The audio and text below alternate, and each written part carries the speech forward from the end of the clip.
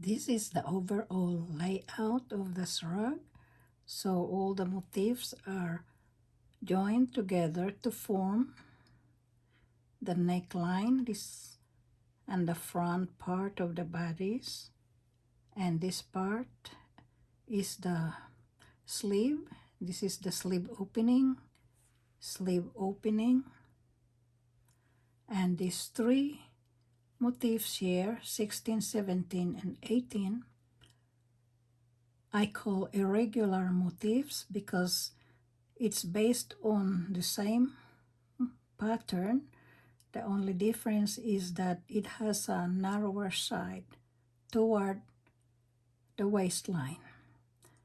We want the waistline not to flare, so this bracket here is adjoining where the two seams are going to be joined, A and B. The same on other side, C and D will be joined together to form the sleeve seam. And so it is very straightforward. I used Caron cotton cakes for this project.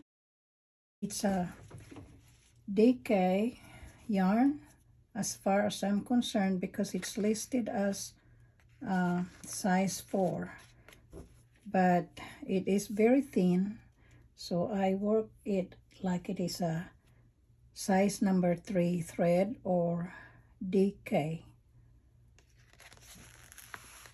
And this has a total of 530 yards, and this is enough for making the shrug. The shrug will fit adult women, small to large. Here are the tools that I'm using: stitch marker, a small scissor, a big-eyed needle,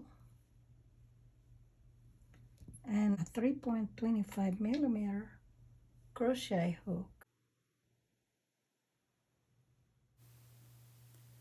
To learn how to make these motifs, please watch my previous videos on crochet sunflower round 1 to 6. Links to these tutorials are given on the description section of this video.